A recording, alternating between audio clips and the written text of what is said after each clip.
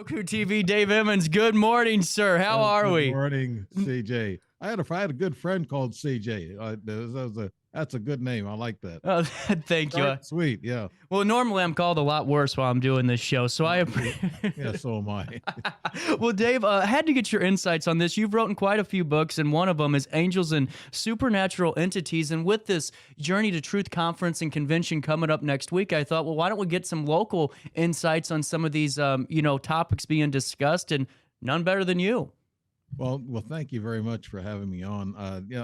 I've written 3 books. I'm on my 4th book. I'm actually doing a sci-fi book right now, and it's what everybody likes. It's every all the movies are about sci-fi. Everything's about the outer space or extraterrestrials, and so that's what I'm writing the book about. It's about a relationship between an extraterrestrial and a human, and the human becomes a hero. And of course, you got to have a hero in sci-fi books, and this is a little different for me.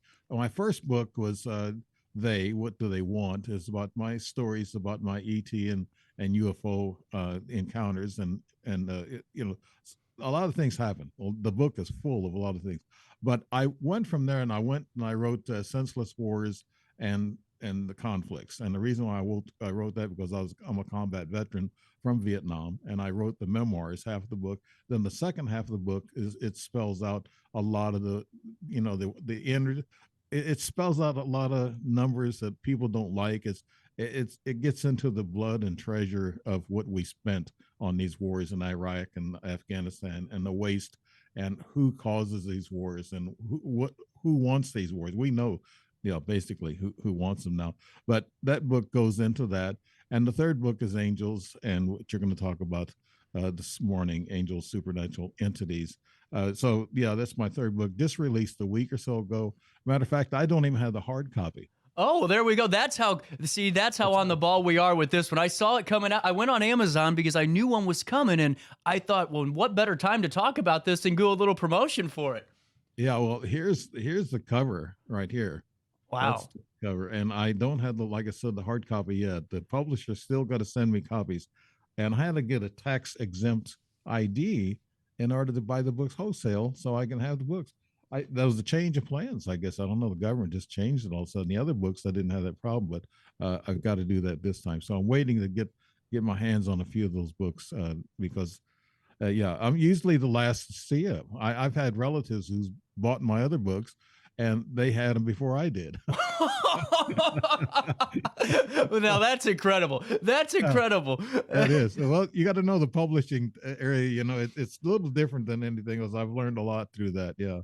Yeah. With that being said, I wanted to dive right into this because we're kind of creeping closer and closer along the 9 o'clock hour, and I wanted to ask you, right away, learning about these and just kind of reading through the overviews and reading some of the synopsis of the book. This is very fascinating. 6 different types of spirit guides that can help us in our lives. Can you explain that a little bit more?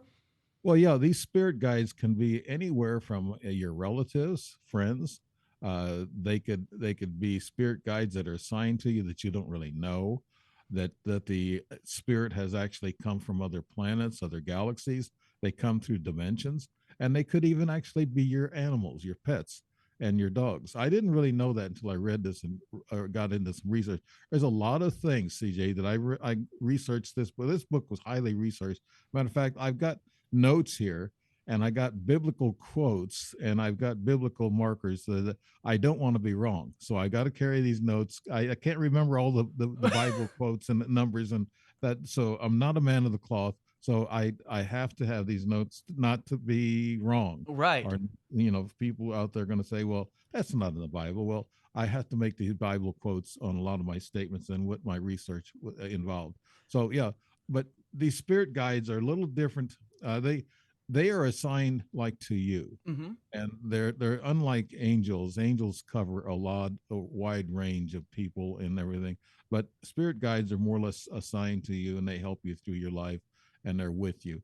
And I felt that I was with angels were with me. My spirit guides are angels were with me in Vietnam. A couple of times I could have got killed, but something saved me.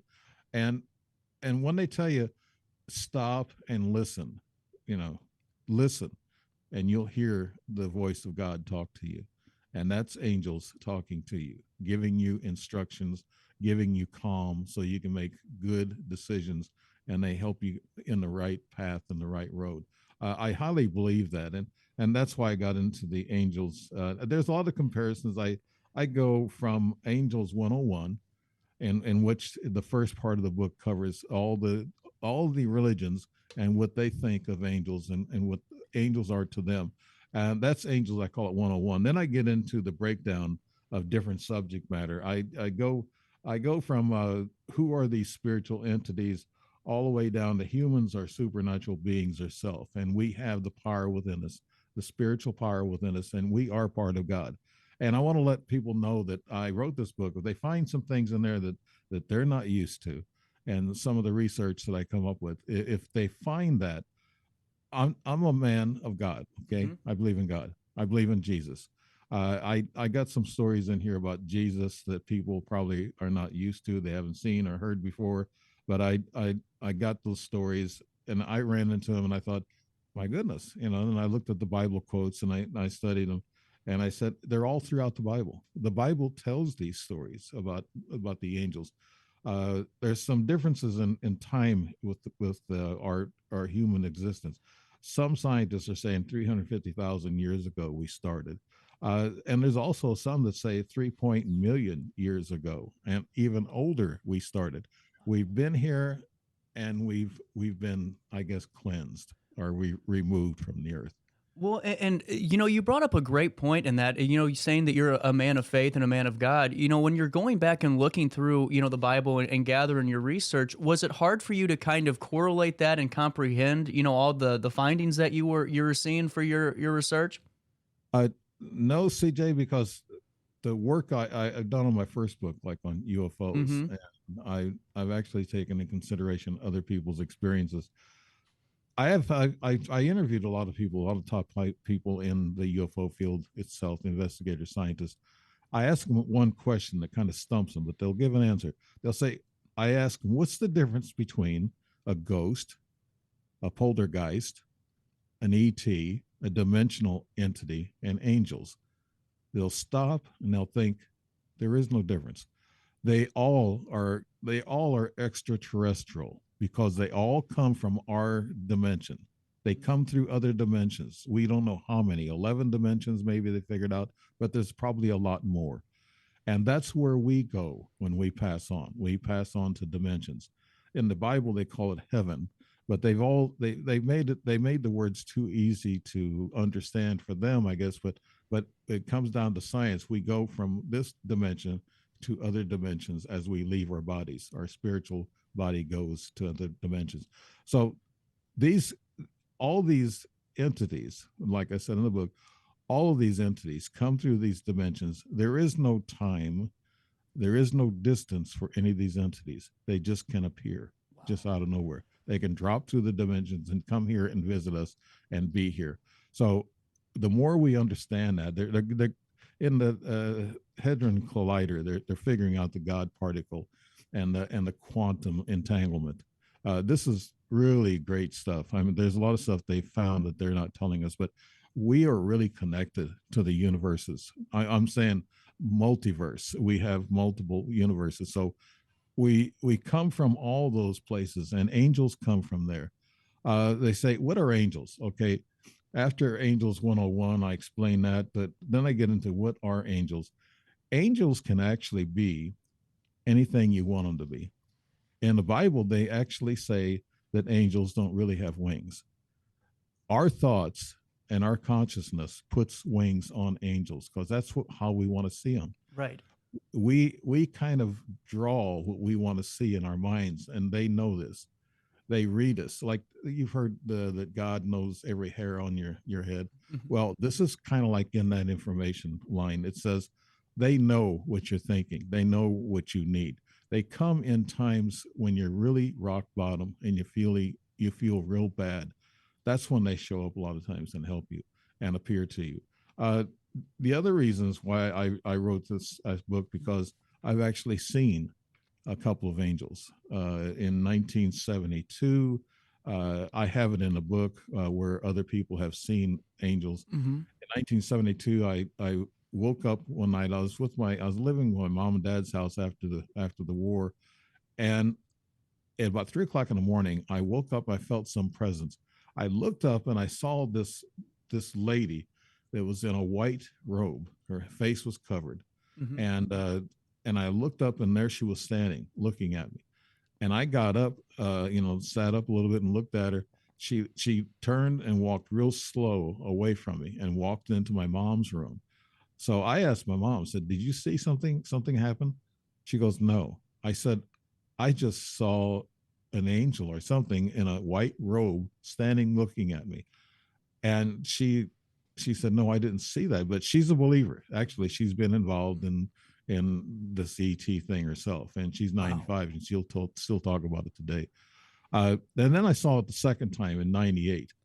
Both times I come through some horrific times. I come from the war after in '72, and so I was still really mixed up about the war, and a little bit of PTSD involved and stuff. So that angel come to me, and in '98 I went through a troublesome divorce. Mm-hmm. I was a little bit down, and that angel walked in my bedroom again about the same time, 3 o'clock in the morning, at the foot of my bed, and there it was standing, the same one, about 5'7", 5'8", had a hood over its face and everything, a veil, and it turned and walked into my bathroom, and I walked and followed it, and it was gone.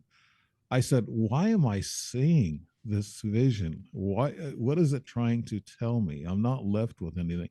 I figured that was an angel. They call it the Lady in White, and then Mm-hmm. it's a pretty popular thing that's going on. Have you seen it, CJ? The Lady in White? I have not, and that's what I was actually going to segue into. For someone who's never had that experience, how is it? How are you able to, kind of explain that a little bit more, if you could? Because I haven't personally, but I know that there's very many people that have said, have experienced it. Well, here's the thing. In my book, I explain it too. That you and throughout the Bible, a lot of scientists are saying they're thinking that a lot of the Bible has something to do with getting mixed up. Okay. And I know a lot of people out there are not going to like me talking about this. They get mixed up with extraterrestrial and angels because they're similar.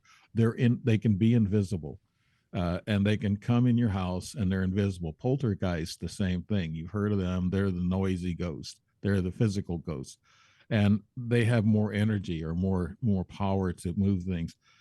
But it seems that there is confusion.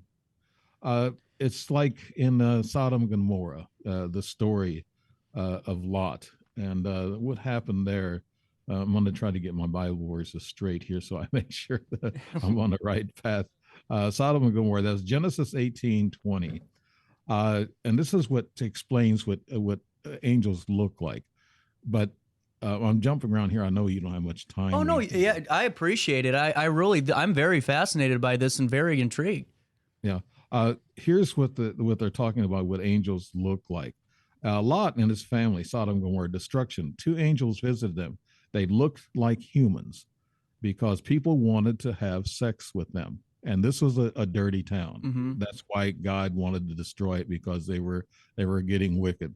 This was in Genesis 18:20. So when they say they looked human, that means that angels appear to look human. Also, ET appears to look like human. There's a confusion there. Who are angels? Who are ETs? And what's the difference between them? Mm-hmm. And ghosts, the same thing. Now, you get into ghosts. Jesus Christ didn't really believe in ghosts. He actually said something. Let me get the points on that. Make sure I get that point down. I'm trying to find a Bible verse actually to cover that, so I can make a statement. I'll make the statement and then I'll look for it pretty soon. But he joined he after his resurrection, he went to his disciples and met with them. He showed his hands, and they looked at him like a ghost. And then Jesus told them, said, "You're looking at me like I'm a ghost. I'm human. I'm flesh. Feel me." And doubting Thomas felt his hand and stuff, and he said, "You are real." So And in but he made a mistake. Jesus kind of made a mistake because later on in another verse, and I've got these documents here, trying to look for the Bible verse and everything, but it's in there. It talks about that Jesus, they said, made the mistake by saying that there's ghosts, and he did not believe in ghosts. What he was saying was that the spirit hangs around the body for about 3 days until it's convinced that it's dead, and then it leaves. More like a residual energy is what a ghost is. But Jesus was telling the disciples, there's really no such thing as a ghost. So that's kind of a Bible slip up there. If you Mm-hmm. study that, of people who know about the Bible, they can look that up. I've got the paperwork here, but I'm going to be taking too much time by hunting and pecking for that Bible verse. But that's a true story in the Bible. I can tell you that it did happen. Mm-hmm. That Christ did tell his disciples that, hey, there are no ghosts. There's spirits that hang around for 3 days. Some people are more biblically versed than I am could probably correct that. The other thing we get into is that angels were made by God, and a lot of scientists are saying, okay, when were angels made? Were they made before man, or were they made after man, or were they made during time of Jesus? Uh, they were actually made way before man. They were actually covering other planets, other universes. There's other angels out there. Matter of fact, other races, ET races. A lot of people don't believe in that, and a lot of people that go to church are told that we're the only life that God made. But that's, to me, that's not correct. With all my research and everything I found, and we've got now disclosure going on, we got all this ET stuff going on. I don't want to get into that, but there are other lives out there, and we could actually interchange spirit when they pass on. We could actually take on. We're just a vessel, Right. a skin suit, basically, and our soul. It takes our bodies as a mechanism to move around and be, walk amongst the other humans and live our lives like that. But we're here to experience, to learn. Actually, we're here to learn pain, love, happiness, and know the difference between it. Because when you're in heaven, heaven is euphoric. Heaven is a word that we use probably for other dimensions, and it's euphoric. We live in a life in heaven in a euphoric way where we're absolutely happy all the time, and nothing bothers us. There's no more pain. That's why they say when somebody passes on, well, they're in no more pain. Well, that's true, because they're in a dimension that has no more pain. They have peace and love and euphoric behavior. So that's makes us all happy that we are going to a better place. And it's true with all the research I've done on angels, that I just feel that more I learn, the less I know, actually, CJ. So it's like that's how it is. The more you learn, but I find that angels, they work with God. You got 8 archangels. Michael, Daniel are some of the top people in charge of the other angels. And then after that, you got thousands and thousands of other angels that are kind of like the worker bee angels that do, that work with everybody else. And they always come down in time of need, like I said, and they help you. And they can be confused with angel guides. Mm-hmm. The regular angels that come down, I can tell you a story about my sister because it relates to me closely. She was in a hospital about 9 months ago. She had triple bypass surgery. She was really nervous that night before the surgery. And she was laying there about 3 o'clock. Seemed like 3 o'clock's a bewitching hour. And a woman walks in. There's a double door that when the door is open, a lot of light floods in. And then she said she did not see that light. And then all of a sudden there was this woman about 5'5", 5'6", dressed in human clothing, regular clothing. And she looked at her. She had short cropped hair. And she looked at her. She said, "Are you all right?" And my sister looked at her and said, "Who are you?" And then she said, you'll be just fine. Your surgery will come out just fine." And then she walks out. And my sister said she laid there, but she did not see the light of the door again. She passed through the door. So she actually was invisible. She went through the door, and that's a kind of a story of an angel visiting you in a human form, and most of them do. They talk about a female angel. Well, they say there are no female angels. There's no gender. They're genderless, but that's not true. You had Sophia, and you had Lilith. Lilith was the first wife of Adam, and she was kicked out of the Garden of Eden because she was disobedient, and then she left. And then the story goes on. She left for another town or another location. But here's where the rub comes in. They said, okay, if Adam and Eve were the only humans in the Garden of Eden, how could they leave for another town? It's a little confused, and in Genesis it's confusing. But she turned out to be the old hag that sleeps, that gets on people's chests and they can't breathe, and she's actually supposed to be a baby killer. So they talk about the crib deaths and things of that nature. They blame the old hag, but throughout history, CJ, they had to blame something. Yep. And that's why Satan and Lucifer was actually made up. Actually, it was 500 years after Jesus that they made up the devil. They said, well, the devil does it. Anything bad happens, they say the devil does it. But the wickedness and the devil stuff is inside us humans. We are the ones who commit the evil acts, and you can see that around the country now. The evil acts that go on. That's where sin is at.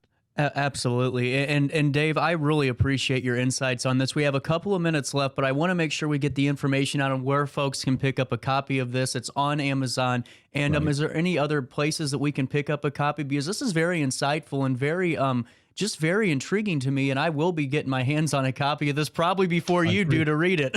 Yeah, probably. My shit one hasn't come in yet. But yeah, I'm supposed to get free books from the contract, but they're good to me. This publisher is good to me. I had a publisher that wasn't so good to me, so you got to be careful what publishers you have.